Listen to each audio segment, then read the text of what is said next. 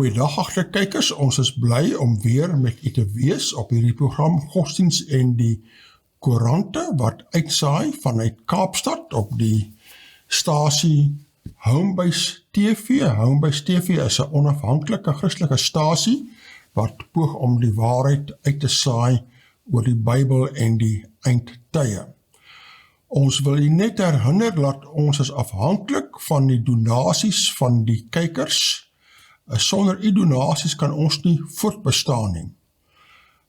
Die skoen druk weer spreekwoordelik en ons sukkel tans om ons maandelikse ligtyd te betaal wat ons in dollars moet betaal en hierdie dollar storie wat ons elke keer so nou en dan pootjie. Soos ons sê vir baie dankie vir diegene wat bydra. Ons bankbesonderhede is op die skerm. As die Here dit op die hart druk om ook 'n bydra te maak, sal ons dit geweldig waardeer, want hierdie dollar storie is vir ons maar permanent 'n kopseer. Elke maand moet ons kyk na einde van die maand as hy nader kom. Hoe staan die dollar? Waar staan ons inkomste? Soos as jy kan 'n bydra maak, 'n gereelde maandelikse bydra, ons sê vir jy baie dankie. Nou by my vandag is Werner. Goed om jou weer te sien, baie welkom hierso. Dankie Dr. Ficker, 'n voorreg, dankie kykers, dis lekker om hier saam te kan wees, altyd lekker om deel te wees van die program. Ja, nee, wonderlik. Nou Werner, wat het jy in die Koerante opgediep hierdie week nou? Hierdie is 'n prentjie en 'n half. 'n prentjie met 'n storie. Is 'n prentjie met 'n geweldige storie, en dit sê hierso, die opskrif is Pope on Tour. Ja. Hier is van die Cape Times en het sê, Pope Francis wears a headdress presented to him by indigenous leaders during a meeting at Muskwa Park in Muskwakas, Alberta, Canada, where he issued a historic apology, calling the church's role in schools and the forced cultural assimilation they attempted a deplorable evil. Yesterday, the pontiff celebrated a mass at Edmonton's Commonwealth Stadium. Nou, dit was op 'n vorige program, toe was dit bespreek, van die feit dat die kinders van die rooihuid kinders was weggeneem van hulle ouers, en dat daar was 'n poging om vir hulle vanuit 'n kultuurperspektief westerse bedrading te gee, soos dit kan sê. Ja. En dan sal al die geweldige vergrype wat dan plaasgevind het in die proses. En moorde en alles te, ongelooflik. Nee, dit was alles wat sleg was, het daar plaasgevind. Maar dit is nou interessant hier om te sien van hoe die paus eintlik besig is om te sê, ek is heel gemaklik om myself te vereenselwig met julle godsdiens, dus alles is reg. Want daar's baie pertinente betekenis wat aan daai hooftoisel dan gekoppel is. Dit is nie net, dis nie geestelik neutraal, as ek soos dit kan sê. Absoluut, dit is ongelooflik, nee, mens kan hom amper nie herken nie, dit is regtig.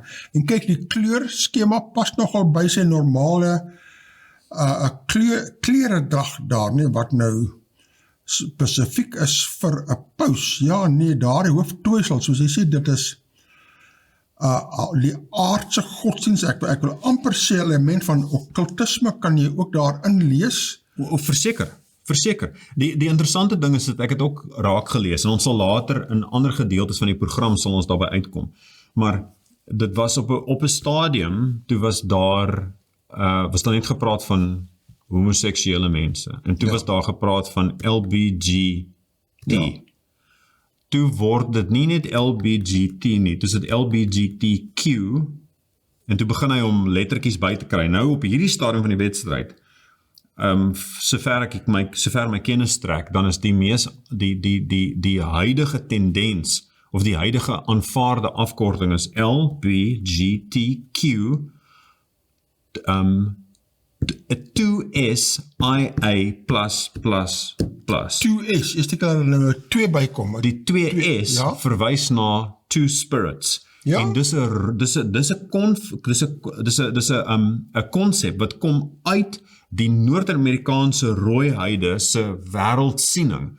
Dis 'n spesifieke woord wat hulle dan het vir dit, en ek gaan probeer om uit te spreek, Nuus Maniduach.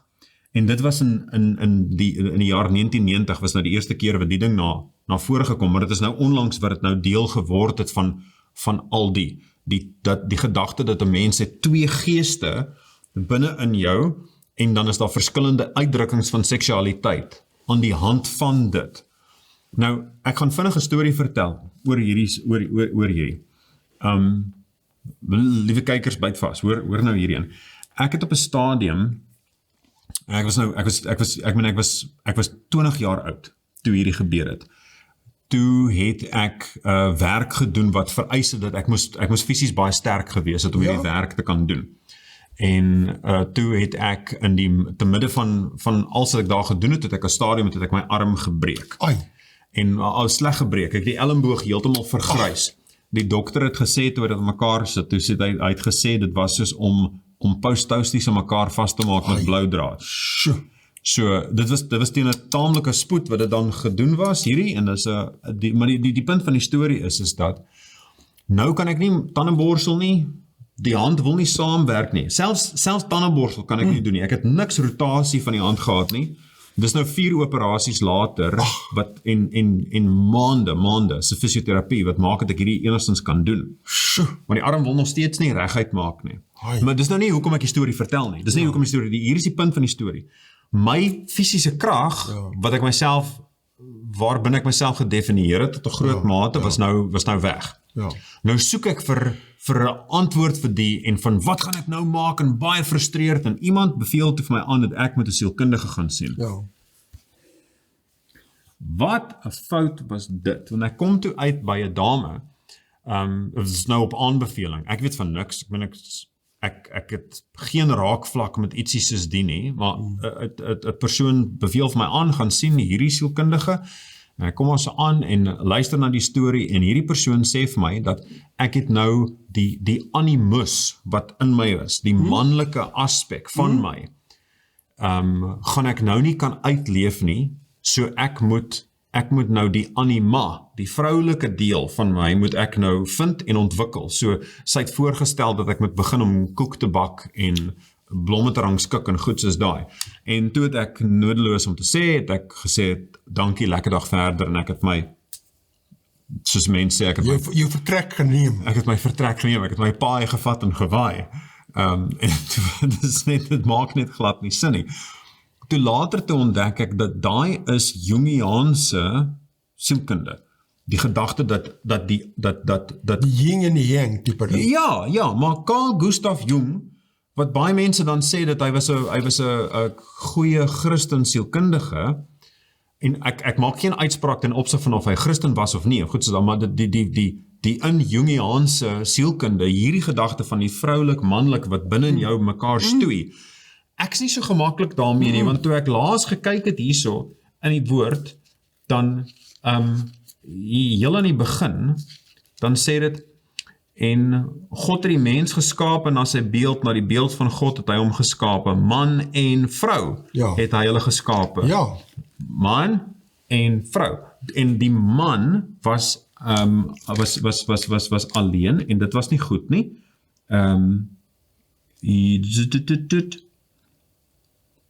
Hierso, vers 18 van Genesis 2. Die Here God het gesê, dit is nie goed dat die mens alleen is nie, ek sal hom 'n hulp maak wat by hom pas. So dit is nie dat die mens was gemaak en man en vrou is binne hom nie. Wel sê gesamentlik twee saam vasgemaak nie. Nee. Eers die een en toe die ander. Toe die ander een hierso. En baie interessant, die een moes eers daar wees om te besef hy's alleen. Laat hy nou 'n behoefte het, hy's nou alleen. Presies. En toe daarna hy besef maar hierso is 'n tekortkoming. Reg. Toe maak die Here eers daar vir die vrou. Presies. So dis nie man en vrou binne in dieselfde nie. Ja. Dis man, dis vrou, apart. Jesus bevestig dit ook, waar hy praat oor die huwelik, is dat het jy nie gelees van wat gebeur het in die begin nie, soos aan man en vrou is hulle geskape. So ek het nie 'n vroulike deel binne in my wat probeer om uit te kom nie. Maar hierdie is nou wat vir my gesê, en hierdie is nou, ek is nou 44 jaar oud. Dis 24 jaar gelede. 24, 23 jaar. Ek was net 21 gewees toe dit gebeur het. 23 jaar gelede. Dis 'n generasie gelede. Wat ek al klaar vertel was, nee, die vroulike deel van jou dan moet nou, en dis net, nee, dit is nie so nie. Die Bybel sê, ek's 'n man. Ja. En die Bybel sê dat my vrou is 'n vrou.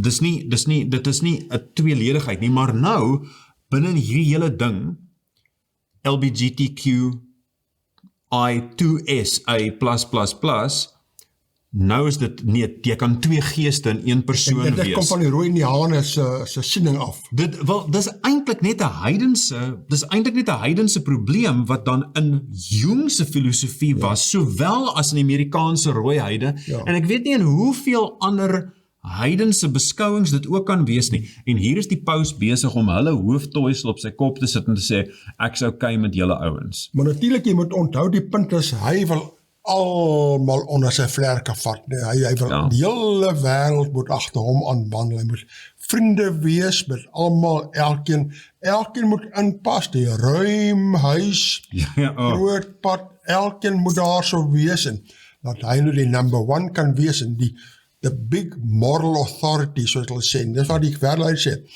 Hy is die morele, the moral authority is in the Pope. En almal wil daar die moral authority agter hom aanloop en erkenning gee ensovoort. Soos hier kom eintlik 'n ding, is eintlik 'n hele herposisionering waar hy almal wil kry, en waartoe gaan dit loop, en waar gaan dit uiteindig? Die mense moet maar hulle oë oophou en kyk, wat berig die koerante alles oor, en waarheen gaan hierdie ding, waar die kerk, die sogenaamde kerk nou, almal wil saamvat in een groot ekumeniese kerk wil kry, en nou is dis nie net ekumeniese beweging, want ek meen die paus het al in die verlede dan het hy gesê dat almal moet terugkeer na hom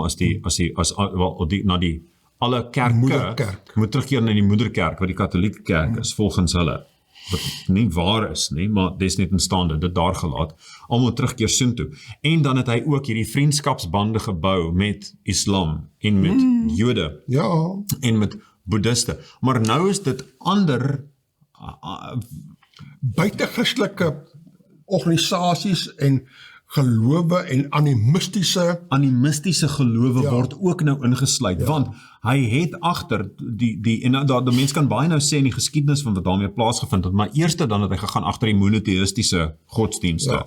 Al die protestante, die protestante moet almal terugkom, julle is eintlik deel van ons, want julle is almal besig om op ons dag te aanbid.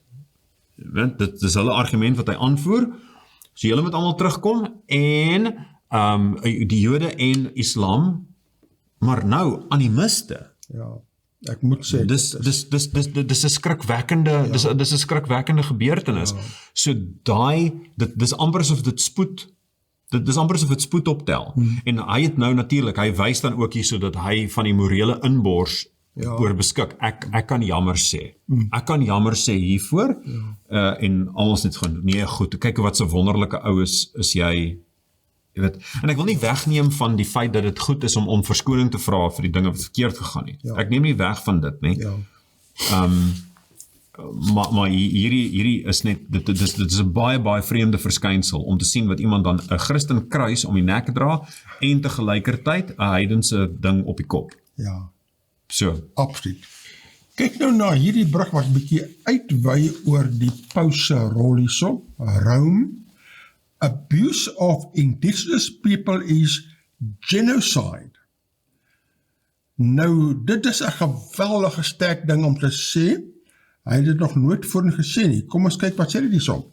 Pope Francis said on Saturday that the decades-long abuse of indigenous school children across Canada amounted to genocide, as he warned upon his return to Rome that he needed to slow down his travel pace or resign. During his 6-day penitential pilgrimage across Canada, dis nou waar hy gaan verskonings vra, apologize, 'n boetedoeningspelgrimstog. Penitential, ne? Not only an apology tour, meer is dit. En ek dink dis eintlik ook om die steun te kry van hulle, dit is 'n baie, as die paus iets doen, is daar 'n klomp oor koepelende doelstellings daarby. Ek dink bietjie kyk daar. The 85-year-old Pope offered a historic apology to the First Nations, Metis and Inuit people who have been waiting for years for such an acknowledgement from the head of the world's 1.3 billion Catholics. Aboard the papal plane, he used the word genocide to describe the decades of maltreatment and sexual abuse against Canada's Indigenous children, who were wrenched from their families and cultures to attend state schools run by the church. Die ding wat interessant is dat sy sê dat hierdie is 'n volksmoord. Genocide is mos volksmoord. Ja. Dit is 'n volksmoord dan as jy 'n kind wegvat van dit wat hulle kultuur, dit wat hulle in hulle kultuur ken. Ja. Maar ek gaan nou 'n ander ding nou sê wat nou belangrik is. Terwyl dit, as jy vir 'n kind dwing om groot te word met 'n ander taal, jy dwing 'n kind om groot te word met 'n ander kultuur, met 'n ander godsdiens, dis bitterlik verkeerd. Want dit kan nooit, godsdiens moet nooit gedwonge wees nie, dis iets wat mens self kies. Maar dit is 'n volksmoord wat dan gepoog word, oralster, dat daar word, dat mense word agterdogtig gemaak vir die Bybel, hulle word dan amper teen Christendom ingeënt, as ek daai frase kan gebruik, deurom dat daar beskuldigings gemaak word teen Christene van ja, maar julle dit gedoen en ja, maar julle dit gedoen en ja, die Bybel is eintlik nie waar nie. Ons het in die vorige program het ons gepraat van valse nuus en goed soos daai. Hierdie gedagte van die volksmoord dis eintlik wat die vyand probeer, die hele wêreld vol, dat dan net 'n volksmoord is. Want die duiwel is die vader van die leuen, en hy is die rede van hoekom mense dan sal omkom op die ou ende. So dis net meer aan die, as net daai. Ja, maar dit was ook, behalwe kulturele genocide, was dit ook 'n fisiese genocide, en daar was baie duisende, 10.000 van daai kinders doodgemaak, en ja, al die grafte opgegraaf, al die te bring, so is baie erg. Dit is skrikwekkend wat daar gebeur het. Ja. Maar ek lees gou verder. I didn't say the word in Canada because it didn't come to my mind, but I did describe the genocide, and I asked for forgiveness for this process, which was genocide. Although Francis's unprecedented apology was mostly welcomed across Canada, many survivors said much more needed to be done for reconciliation. Ja, nee. Yes, daardie much more, dit kan baie dinge insluit. Yes, dis nou weer 'n gap, wat hy kan gebruik tot sy eie voordeel. The Pope spent much of the trip in a wheelchair due to knee pain, tells reporters that his international trips were numbered. I don't think I can go at the same pace as I used to travel, Francis said. I think that at my age and with this knee limitation, I have to save myself a little bit to be able to serve the church. Or alternatively, to think about the possibility of stepping aside. En net daar is daar talle mense wat ewe skielik gryp na hulle bors en hulle kruis en hulle gebedstoutjies en net van o nee, wat nou? Want my indruk is dat in die Katolieke kerk is dat Paus Franciscus is baie gewild onder Katolieke. Ek sal dit met verder ondersoek, maar dis net instaande. Regarding his ailing knee, Francis said surgery was not an option. Technicians say yes, but there's the whole problem of anesthesia. You don't play around, you don't joke with anesthesia, he said. The trip to Canada was Francis' 37th international voyage since becoming Pope in 2013. It was not the first time Francis has said that, should his health require it, he could take a page from his predecessor Benedict XVI, who made history in 2013 by stepping down due to declining physical and mental health. There he asked for forgiveness for the evil perpetrated by Catholics in the 139 residential schools across Canada run by the Catholic Church, where about 150,000 Indigenous children were sent from the late 1800s to the 1990s. Tot en met die 1990s. Ja, tot baie onlangs. Many were physically and sexually abused at the schools, and thousands are believed to have died of disease, malnutrition, or neglect in what a Truth and Reconciliation Commission later called a cultural genocide. Ja, dit is skokkend wat daar gebeur het. Maar die feit dat daar soveel skokkende aktiwiteite is, vergrype wat plaasvind onder die vaandel van die kerk, is verskriklik. Onverskoonbaar, dis net onverskoonbaar. Dit is baie erg. Goed, 'n volgende artikel wat ons het, a Pope's visit shifts focus to climate. En dit praat hier in hierdie artikel van hoe die paus dan daar op die klem lê op klimaatskwessies. The Pope, who has made protection of the environment a cornerstone of his pontificate, last week called on world leaders to heed the Earth's chorus of cries of anguish stemming from climate change, extreme weather, and loss of biodiversity.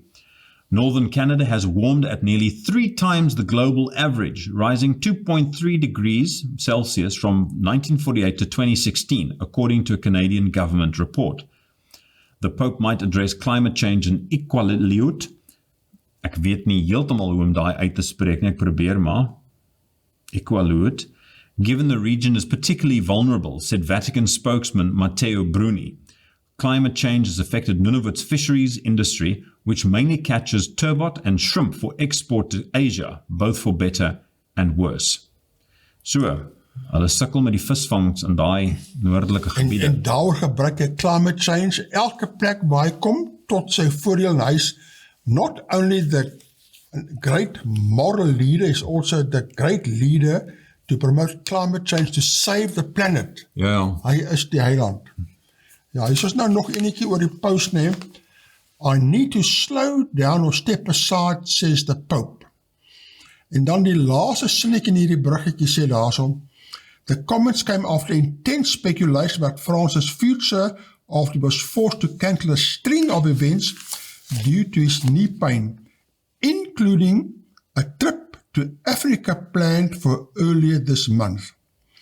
Soos hy so Afrika toekom, soos nou mis Afrika uit op hom. In 'n ander artikel in die Burger, dan lees ons verswakte Paus Franciscus kry op 85 'n mediese assistent.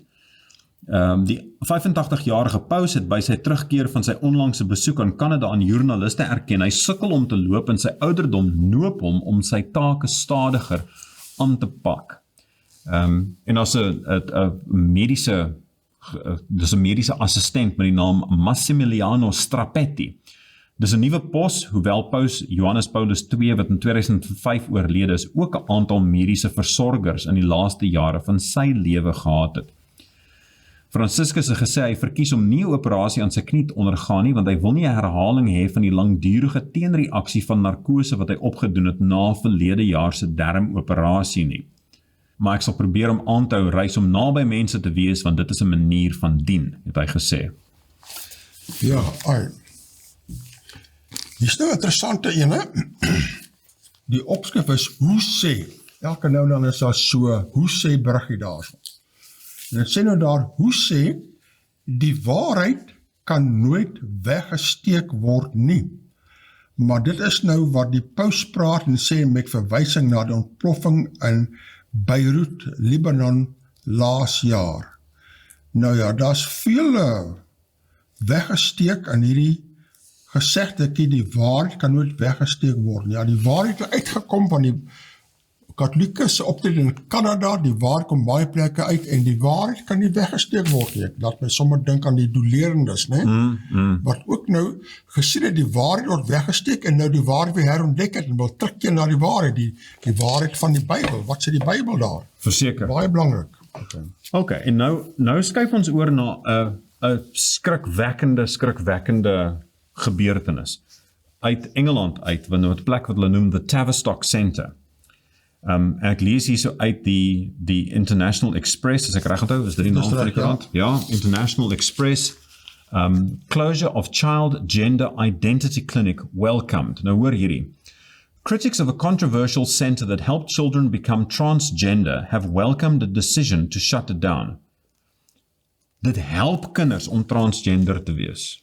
Nou, en ek wil net vir almal net herinner, hier so is die gedagte van transgender beteken is dat 'n mens is dan dat jou liggaam, soos wat jy dan uiterlik dan toon, is nie dit hoe jy in jou hart dan voel nie.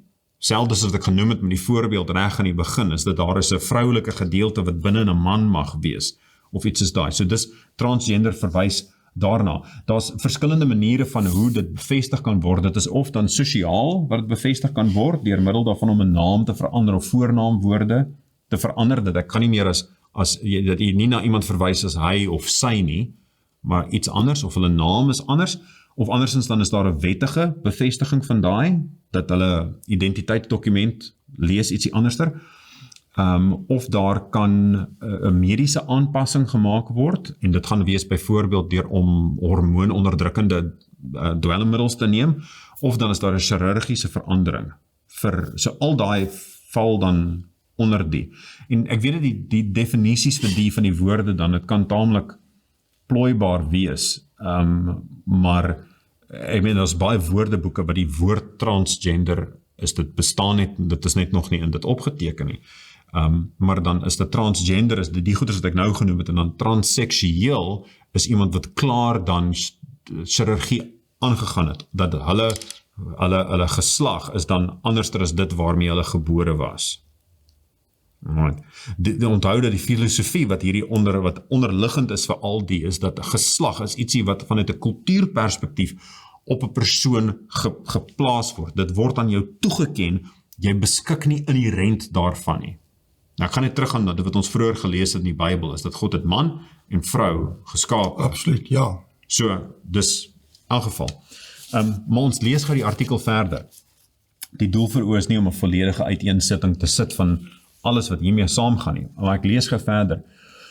The move, dit is nou om hierdie transgender identity clinic toe te maak.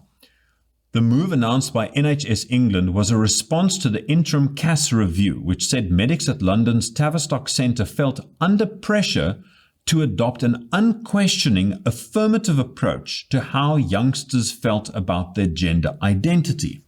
It also found earlier this year that the clinic, the only provider of gender identity services for young people in England, was not a safe or viable long-term option. But campaigners warned the full findings of the review will be horrific, as ex-Tavistock patients said they got the wrong treatment. Sure. Hierdie is skrikwekkend. Kira Bell, 25, who was prescribed puberty blockers at 16, but later stopped her gender transition process, said she was over the moon the centre was closing. She said, I just needed support, mental health support and therapy. Nou kyk, daar is baie belangrik. Dit is met baie van hierdie kinders, hulle praat mos in Engels van growing pains. Jy weet, groeipyne, jy weet, as jy nou groot word, man, jy het hierdie issue en daardie issue, en jy is nog vis, nog vlees, en nog groot mens of kind of wat ook al, en jy het 'n tyd van onsekerheid, and she just needed mental health support. Nou is die uiteinde, hulle wil haar hele geslag verander, en onderste boord draai, en nou is dit 'n geweldige trauma. Nou, ek wil net gou so hak op 'n ding wat dokter nou gesê het, wat vir my baie belangrik is. Daar word gepraat van kinders, is nog vis, nog vlees. Weet waar kom daai sê woord vandaan? Nee. Liewe kykers, julle het moontlik al hierheen gehoor hierso, maar ek weet nie, daar's baie mense wat nie hierheen ken nie. Daar was 'n ou met naam van Ernst Haeckel, Duitse bioloog, en hy het gesê dat die ontologie weerspieël fisiologie. As ek het reg onthou. Nou wat, met ander woorde, wat hy sê is dat die ontwikkeling van die fetus toon die stadiums van evolusie, dat dit begin dan as ietsie eenvoudigs, en dan later dan is daar 'n vis, en dan is daar 'n haas, en dan is daar en wat hy gewys het, hy het gesê is dat, kyk hierso, die fetus van salamander, en dan van 'n skaap, en dan van 'n kalfie, en van die goeders, al die, is dat die mens se fetus lyk soos dit in verskillende stadiums van ontwikkeling, en al hierdie fetusse lyk presies dieselfde van begin af. Die embrio is identies vir al hierdie verskillende diere en dan mense. Want hy het eers gehoor van die teorie van Charles Darwin,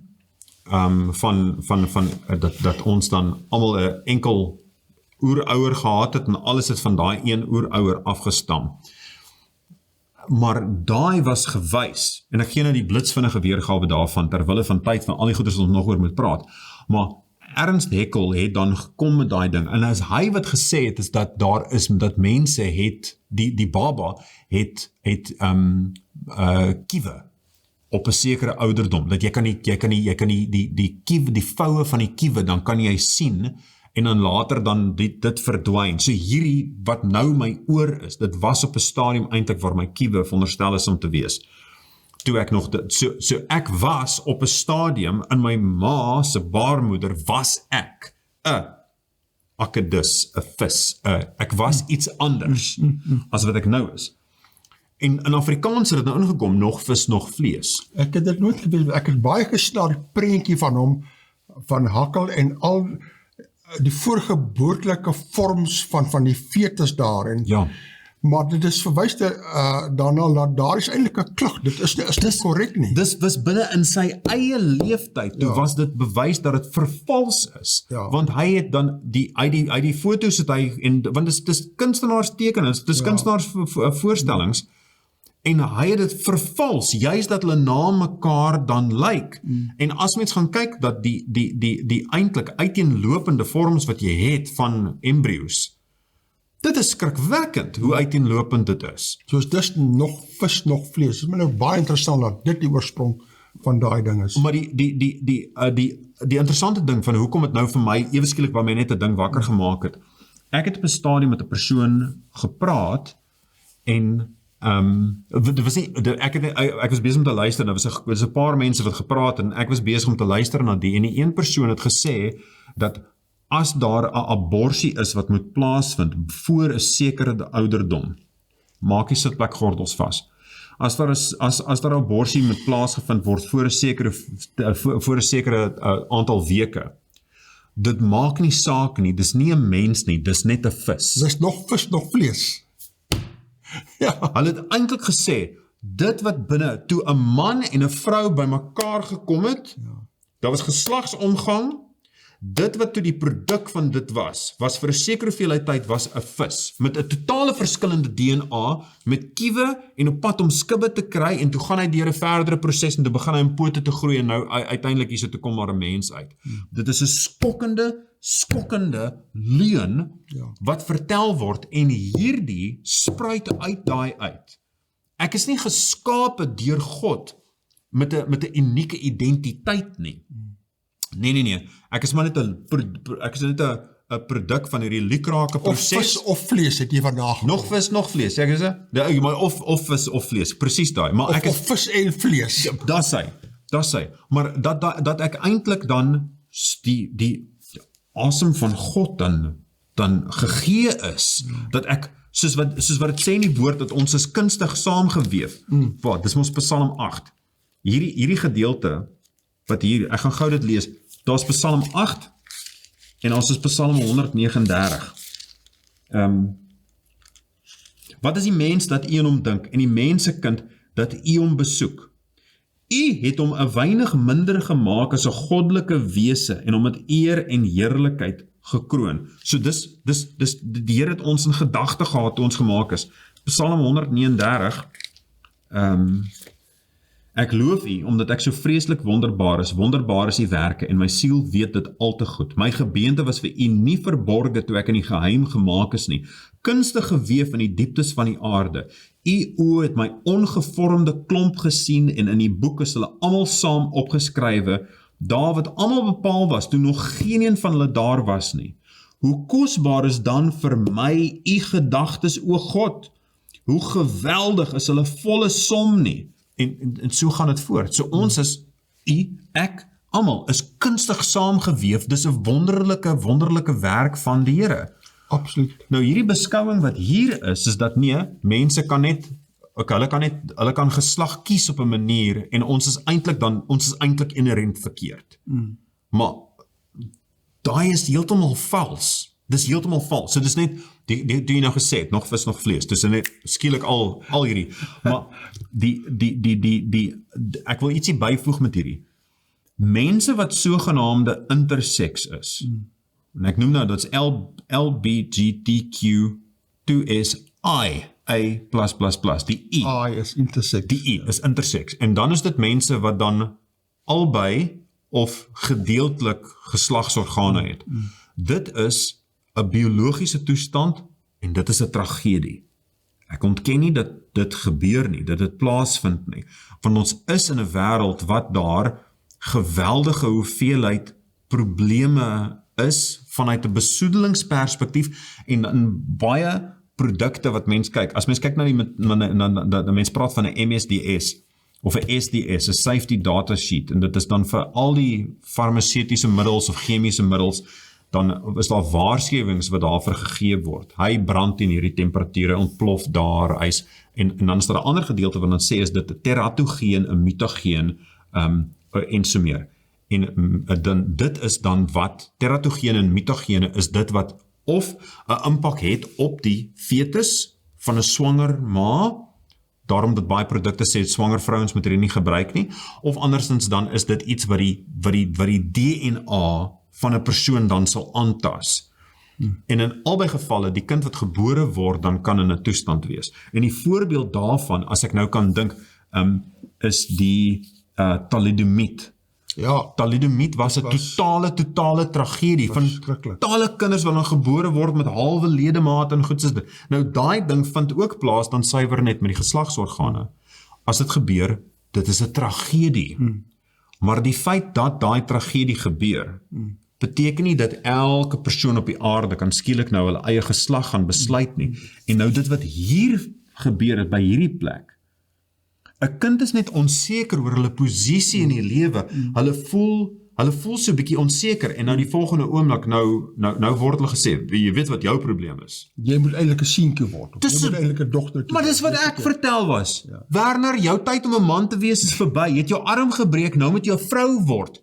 Dis 'n wese wat daai sielkundige vir my sê. Dit is 'n skokkende gemors. En nou dankie tog hulle maak hierdie plek toe. Ja.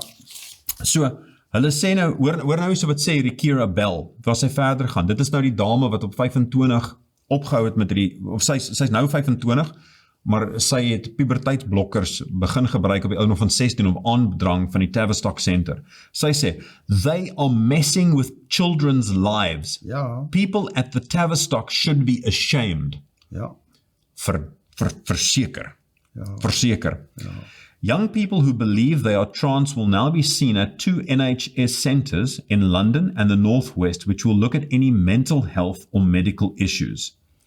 The CAS review was commissioned by NHS England in 2020 amid fears children as young as 10 were being given puberty blockers and concerns over a sharp rise in referrals to the Tavistock. Heather Binning of the Women's Rights Network Pressure Group said no child should be put on a medical pathway that will damage their health, fertility, and sexual function. It's a scandal this clinic was allowed to continue as long as it has. We fear the full findings of the review will be horrific. Ja. En hier is die ding, ek kan nie onthou wie dit is wat dit gesê het nie, ek moet eintlik. Maar ek sal later dit my byval van wie dit gesê het. A single death is a tragedy. A million deaths is a statistic. Ja. En dit nou, ons sien nou die een naam van Bybel wat hierin is, maar vir dan gaan ons dan net die tragedie gaan ons uit die oog uit verloor as gevolg van die enorme omvang daarvan. Daar's soveel wat hierdeur geraak is, wat hierdie skade gekry het, en dan is daar eintlik niks wat gebeur nie. So, jy weet, hierso is nou baie interessant, berig, en hierso is 'n baie mooi prent, nee, kyk daar, The Times en 'n leading articles, en dit is nou presies daaroor, clinical damage, the Tavistock Clinic's closure follows a damning report on ideological malpractice. Ideologiese wanpraktyk, en dis die punt, dis die ideologie. Dis die ideologie van hierdie hele LGBTQI, maar kyk jy so heel bo, dit kom nou van die SEGM, Society for Evidence-Based Gender Medicine. So hierso is nou 'n mediese liggaam wat nou wil kyk na die mediese agtergrond van die gender medicine, die puberty blockers, al daai tipe dinge. Nou het hierso geskrywe, the clinical damage, the Tavistock clinic closure follows a damning report on ideological malpractice. The following leading article from the Times has been reproduced. Nou kom ons lees net 'n bietjie daardeur en kyk wat sê hulle, want die inligting hierso is baie belangrik, want hierdie word nou 'n nuwe gimmick, jy weet. Party stade soos California word dit nou die inding met die vroue teeklips ensovoorts. My child is now also becoming trans en almal sukkel met 'n trans raak, dis nou die inding daarso. Nou so praat hierso, né? The damage done is immeasurable. Dit is nou by die Tavistock Center wat nou kinders help om 'n geslag te verander. No one knows how many years of ideological dogma, inappropriate treatment, and the culpable failure to consider the overall mental welfare of the children treated by the Tavistock Clinic will affect the thousands referred to as Gender Identity Development Service. Inappropriate treatment. Yesterday, the government thankfully brought the scandal to a swift halt in the wake of a devastating report in March on the clinic's reckless prescription of puberty blockers. En dis wat baie keer gebeur. Dit word net voorgeskryf en klaar, dit word nie onderhoud gevoer nie, want then you are homophobic, as jy enigstens vraagtekens daaroor het. Ministers have shut it down altogether. Treatment of children questioning their gender identity will now be handled instead by established and respected regional children's hospitals. Terug op daai wat dit daar so sê, reckless prescription of puberty blockers. Ja. Dit was gedink toe thalidomide voorgeskryf was. Hierdie gaan net help dat swanger moeders in hulle eerste trimester, of moeders in hulle eerste trimester, nie naar word nie. Dit was die doel vir oë. Dis met goeie bedoelings. Hier egter, as dit nou sê hier van hierdie hele ideologie, jy's besig om nie net 'n simptoom aan te spreek dan met daai van hier dan is dit daar's 'n hele plan agter dit. Dis 'n herbedrading. Ja. Die doel vir oë was keer die naarheid vir thalidomide. Ja. En wat was die impak daarvan? Dit het die DNA van die ontwikkeling van die kind heeltemal verdraai. En dit omvergewerp. Hoe is hierdie anders? Dis presies dieselfde ding. Ja. Maar dit het hier 'n hele impak van op die ganse persoon. Dis nie net vir hierdie tyd wat jy dan naar is nie. Dit is jou hele lewe word hierder geraak. Disbanding the Tavistock is not before time. The once pioneering North London centre focusing on the psychiatric care of children has become an institute captured by a pernicious clique of queer theory trans activists, unwilling to question the reliance on puberty blockers, analyze the long-term effects of this untested treatment, or tolerate any dissenting opinion among staff. The Tavistock failed to collect data on puberty blockers for those under 16, refused to follow up the effects of its treatments, and paid virtually no attention to other common factors such as autism, eating disorders, or histories of trauma and abuse. It naively confused sexual orientation with gender identity, accepted at face value all declarations by children that they were born in the wrong body, and treated all complex problems through the prism of gender. Ek gaan ietsie sê, ek sê nou baie, maar ek gaan nog ietsie sê oor die. Ek ken mense wat 'n kind het wat autisties is. Ja. Hartseer, die seentjie is autisties, en hulle het 'n pad wat hulle dan gaan moet stap vir die.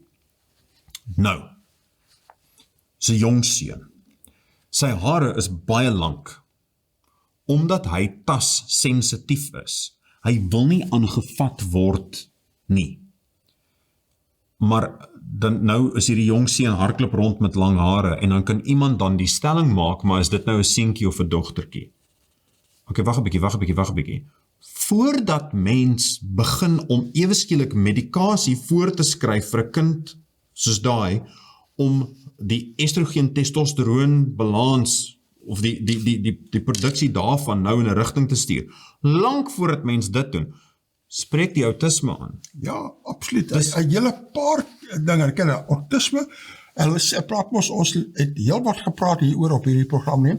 Jy kry autisme autisme skuil daar. Ja. En baie mense is op een of ander plek daarop. Party is op 'n klein manier geaffekteer, party op groter maniere ensovoorts. Dan is daar eating disorders, histories of trauma, soos daar's baie dinge, as 'n dogtertjie sien, maar haar boetie kry altyd voorkeur en dit, en hulle wil nou ook maar 'n seentjie word vir voorkeure, dan is dit nie 'n genderprobleem nie, dit is, jy moet bietjie met die kinders praat, en hulle help hom uit daardie sning uit te kom, maar kyk hierso wat hulle voor hierso bietjie hoor sê, nee, queer theory trans activists, daar's hierdie queer theory trans activists wat almal nou wil trans kry, enige idee in jou kop, nee, jy moet nou trans gaan nou al jou probleme oplos, dan jy nie meer probleme nie, jy is aanvaar, jy is alles okay, en dit is die valsheid wat hulle sit, en hulle gaan weer eens teen die Bybel, hulle wil die Bybelse skepping van God daarse wil hulle omverwerp. Korrek. En dit is die groot tragedie van die hele ding. There were plenty of warning signs. A number of senior staff objected that the clinic did not follow established protocols for the safe use of life-changing hormone treatment. Let wel wat ek gesê het oor die tydperk van behandeling. Life-changing hormone treatment. Ja. Unable to voice their doubts, many left. Whistleblowers were denounced as transphobic. And as discussion of trans issues became more polemical and political, the clinic saw an extraordinary rise in the number of referrals from across the country, especially among young girls seemingly distressed about their gender. Last year, there were more than 5,000 referrals compared to 250 a decade ago.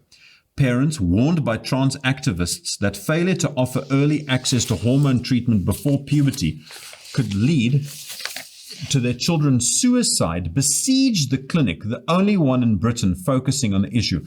Wat 'n skokkende leuen. As jy nie vir jou kind hierdie medisyne gee nie, gaan jou kind selfmoord pleeg as gevolg van die verskriklike dysforie wat hulle dan ervaar. Hierdie ongemak van ek is nie verkeerde liggaam. Absoluut. Dan gaan hy aan.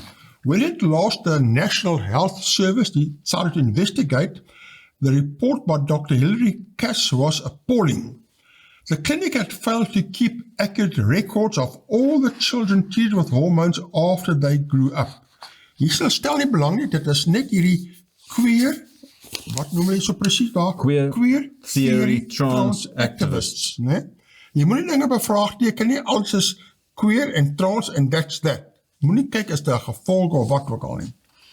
There was no long-term monitoring of the outcomes, no attempt to look at other factors affecting mental well-being. Daar's baie ander dinge betrokke daar. And no distinction between clinical experience and the sure activism of those who insisted that trans rights were above all a matter of social and political acceptance. Dit gaan uit die mediese ding uit, totaal polities. Science should never be prisoner to ideology, nor should scientists be intimidated into muting doubts about current practice. The Tavistock's reliance on puberty blockers has been compared to the 20th century craze for curing mental illness with lobotomies. Lobotomies is? So hulle 'n stuk van 'n mens se brein wegsny. Mens praat mos van 'n full frontal lobotomy, beteken as hulle haal die hele voorkant, jou hele denkbrein word dan uitgehaal en verwyder. So hulle sny dan net 'n stuk uit van dit en asof met die gedagte, maar dis die arrogansie van die mens. Ek kan net hierdie stuk uithaal en dan kan ek 'n ander ding insit. Dis werk soos wat byvoorbeeld Christian Bernhard gedoen het om die hart dan om 'n hartvervanging te kan doen. Briljant, verstommend, want die hart is 'n pomp, nee? Maar jou brein wat jy is eintlik, jy verseker, en nou ewe skielik is dit hormone, is dan wat die dan verander en opgekook word binne 'n mens. Ons kan nie so arrogant wees nie. So, dit is nou die oudheid en nou wil hulle met hierdie nuwe queer theory trans activists, nee? Children are subject to a myriad of factors affecting their mental health. Anorexia, self-harming, isolation and ruptured relationships. Body dysmorphia should be set in the context of overall pediatric care, as it now will be. Worries about the Tavistock's obtuse ideology have long been highlighted by writers for the Times. At last, the government has listened. Ek is so bly oor dit wat gebeur het, dat die plek dan toegemaak is, maar dit breek my hart van die skade wat aangerig is na al die mense wat nou al reeds soveel moeilikheid gekry het. En ek wil gou 'n ding net sê oor die wêreld wat ons onsself in bevind. Hierdie gedagte dat geslag so plooibaar is, dat geslag en seksualiteit, as ek dit miskien so kan sê, is nie dieselfde ding nie. Soos hoe ek buite lyk en hoe ek binnekant is nie dieselfde nie, en hoe ek buitekant lyk en aan wie ek aangetrokke te voel, dit hoef ook nie, dit kan enige mengelmoes of kombinasie wees. Daar's 'n interessante oorsprong vir al daai. En dit is eintlik interessant van hoe baie van die dinge wat ons bespreek, dan 'n oorvleeling het met goed wat al lankal in die geskiedenis gebeur het. So Salomo het hy gesê, daar is niks niets onder die son nie. Hy was reg. Plato het, die Griekse filosoof, het ons gesê dat daar's 'n ideale vorm en dan is daar 'n nabootsing daarvan amper op 'n nie-ideaal wat hier so onder op die aarde te vind is. Dis nou die een gedagte. Net om daai ding verder te voer, Plato het gekyk na die wêreld en het hy gesien is dat maar daar sommige mans wat belangstel in mans, daar sommige vrouens wat belangstel in vrouens en dan is daar ander wat mans stel in belang in vrouens en andersom. So, dis niks niets ten opsigte van homoseksualiteit of lesbianisme. Dis nie 'n nuwe ding nie, maar dit maak dit nie reg nie. Nou, wat hy gesê het is dat, sy verklaring vir die, mense was almal dualisties toe hulle aanvanklik bestaan het. Elke mens het 2 gesigte gehad, 4 arms, 4 voete en 2 geslagsorgane. Soms toen was dit manlik, ander kere was dit vroulik, ander kere was dit manlik.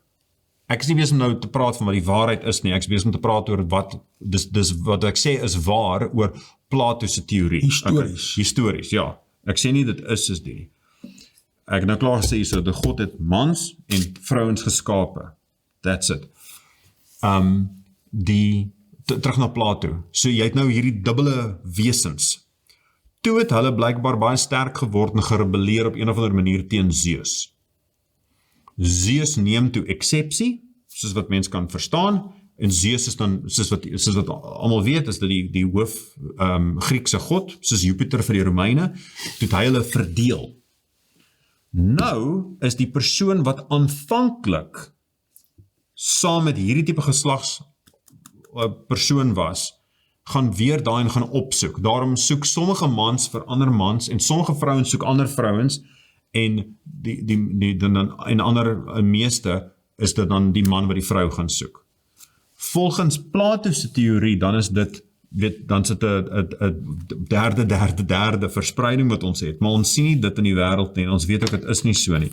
En die interessante ding is dat wat Paulus nou sê, Handelinge 17 vanaf, hy is nou in Athene, 17 vers 17, hy het in die sinagoge met die Jode gespreek, en hy het dan gepraat in vers 18 met die Epikuriese en die Stoïsynse wysgere met hom gestry en sommige gesê, wat sou hierdie praatjiesmaker tog wil sê? En hulle het hom gebring hier so na vers 19 op die Areopagus en hy het toe met hulle gepraat. Vers 22, Paulus gaan staan in die middel van die Areopagus en hy sê, Atheners, ek sien dat julle in elke opsig baie godsdienstig is. En hy praat daaroor in vers 28, dan haal hy een van hulle digters aan, wat hy sê, ons is ook sy geslag. So, hy ken die agtergrond, die denkwyse. Hy het insig in die denkwyse. Ja. So met ander woorde, toe Paulus gesê het, die volgende, toe hy hierdie gesê het, ek gaan net gou in Romeine 1, vers 26, halfpad deur, dan sê dit dat die vroue het in die natuurlike verkeer verander in die wat teen die natuur is, net so het ook die manne die natuurlike verkeer met die vrou laat vaar en hulle welles teenoor mekaar ontbrand. So dit sê daar, dit is skandalig wat gebeur, dis verkeerd. Hy was bekend, want as mense wat sê dat die hele gedagte van homoseksualiteit is ietsie wat Paulus nie van geweet het nie, die Bybel praat nie daarvan nie. Die homoseksualiteit wat Paulus hier nou is iets, nee, hy is ten volle bewus van die Griekse siening, en die Griekse siening is dit wat ek nou so van uit Plato aangehaal het. Die punt van die saak is dat die Here het ons gemaak, man en vrou het hy gemaak, en het is nie vir ons om nou te gaan staan en liekraak, en die herte besing en die herte verander nie. Spesifiek nie vir 'n kind wat nog nie heeltemal 'n besluit kan neem daaroor nie, dit is skokkend. Ja. Maar ja, Nou, wat se volgende brug het jy daar? Ek het een hierso oor skooluniforms en dit begin om te sê welcome queer learners at all schools. The Constitution guarantees everyone a right to a basic education and freedom from discrimination including gender and sexual orientation. Dit kom uit die grondwet uit en dan vertel dit hierso van hoe skole probeer om meer inklusief te wees om geen geslagsneutrale skooluniform nou te maak. In Cape Town, for example, there has been a proliferation of pride societies in high schools. Moreover, the Western Cape Education Department has published draft guidelines on gender identity and sexual orientation which seek to make public schools more LGBTQI plus friendly. Hulle mis die 2SA++. This is in line with the South African Schools Act, which obligates schools to admit learners and serve the educational requirements without unfairly discriminating in any way. In most schools, the uniform is determined by gender. Boys wear shorts or trousers and girls wear a dress or skirt. Some schools also allow girls to wear trousers during the winter. In general, schools do not have policies to accommodate non-binary, transgender or gender non-conforming learners that allow for greater flexibility with school uniforms. Instead, these learners are often required to apply to the school governing body for an exemption to wear school uniform that corresponds with their gender. This is unacceptable because it not only forces learners to disclose their gender identity, but also allows schools to refuse the application. Daai is net so, van 'n ideologiese perspektief, is dit net skrikwekkend. Ek moet sê of ek 'n man of 'n vrou is. Ja. Ek moet. As ek nie, ek gaan, en die eenvoudigste weergawe van hierdie is net, na watter kleedkamer gaan mens. Ja. Spesifiek as dit nou hierdie is, in 'n skool, want wat gebeur hier? Daar gaan na die kleedkamers, en dan voordat mens gaan vir LO en goed, so trek skooluniform, hy trek oefenklere aan, en daar gaat mens. Nou ewe skielik, dan stap daar 'n 30-jarige man hierso in die damesbadkamer in, terwyl die 15-jarige meisies besig is om te verklee. Dit maak mens net naar. Nee, hy identifiseer as die, en dit is dan aanvaarbaar. Dit mag nie. Nee, absoluut. SA Jewish report to face complaints of hate speech.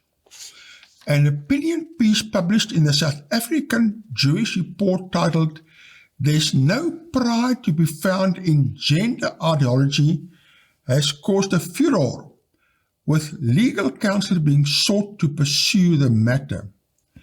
Nou hier is 'n baie interessante stuk wat gaan oor die Joodse sning en 'n Joodse redakteur se skrywe hier. Dit sê so, individuals and organizations that provide services to and support LGBTQI plus communities are organizing to launch formal complaints of hate speech against the South African Jewish Report, SAJR, which published an opinion piece under the headline "There's no pride to be found in gender ideology" in June this year. The author Adam Sachs, who is described in the biography that appeared on the original item as a specialist in digital product development, states in the article that he doesn't care if a 40-year-old man wants to castrate himself and dress in women's clothes, but that children aren't capable of consenting to have their own castration, sterilization, and the consequent erasure of their future sexual potential as men or women. Briljant. Dis presies wat jy nou daar gesê het, nee? Dis briljant. As volwasse mens wil doen wat hulle wil, laat hulle aanvang en doen wat hulle wil. Maar om dit vir kinders is nie tot staat daar nie. Kan nie dit op 'n kind afdoen nie. Dis al wat hy sê daar, nee? The opinion piece defends the right of gays, lesbians, and bisexual people to love, marry, and divorce who they choose, but takes issue with the acronym LGBTQI plus beyond the LGB. Wat jy ook nou op neerkom, LGB, okay, stop het daar, moenie, don't carry on. In his opinion piece, Sachs says that the new pride flags symbolize for many an ideological movement that's anti-biological, inherently homophobic, and hostile to gay people and gay rights. The South African Association of Progressive Rabbis issued a statement expressing its disappointment and dismay at the publication of the transphobic opinion piece. In elke gemeenskap is altyd die wat nou totaal ander siening wat pro-gay is of daar die queer lobby nou aanhang daar. Net 'n vinnige gedagte omtrent hierdie van die kinders wat nie daartoe in staat is om nou reeds 'n besluit te neem oor dit wat die res van hulle lewe impak gaan hê nie. Ja. Dis van kardinale belang, maar ek wil terugkom na ietsie wat ons moet wat ek dink beklemtoon moet word. Kinders het dit nie maklik nie.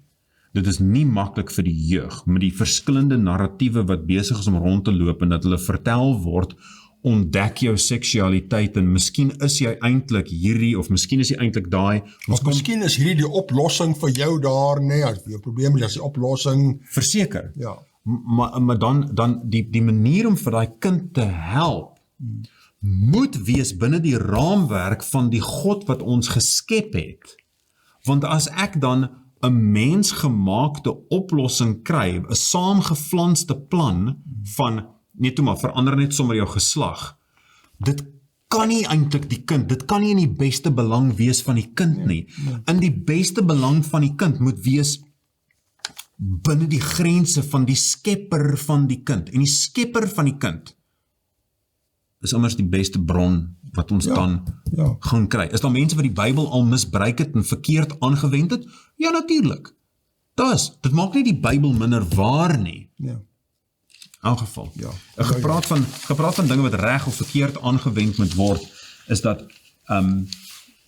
ek lees hier so uit rapport, dan is daar 'n kommentaar oor Trompie. Om Trompie met ander oë te lees. Dr. Lindy Koorts sê dat Trompie moenie as 'n heilige koei verhef word nie, maar 'n mens mag tog nostalgie koester.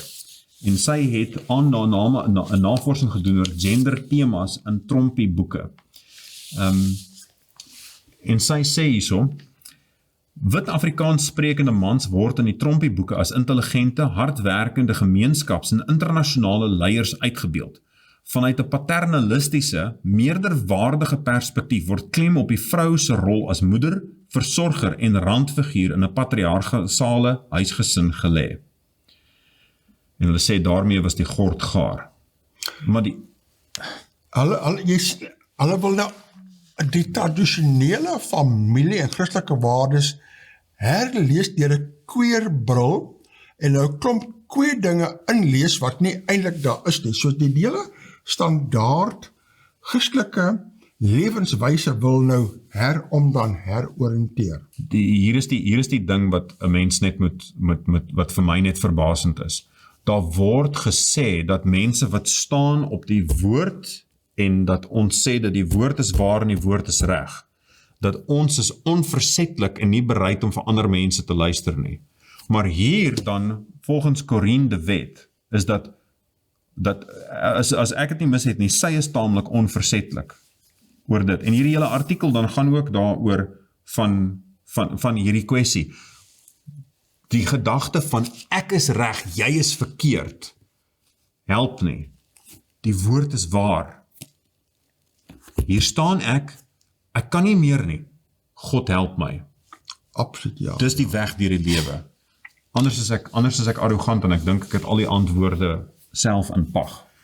Ek dink die kykers moet bewus wees dat daar 'n geweldige aanslag deur sogenaamde, sal staan net queer theory trans activists of net gewone queer theory activists om die hele samelewing alles weer te herontwerp. En ons moet daai ding teestaan, sodat ons bly by ons tradisionele Christelike waardes. En daarmee sal ons afsluit, ons tydjie is klaar, ons wens die kykers als van die beste toe, sterkte tot volgende week. Seënwense.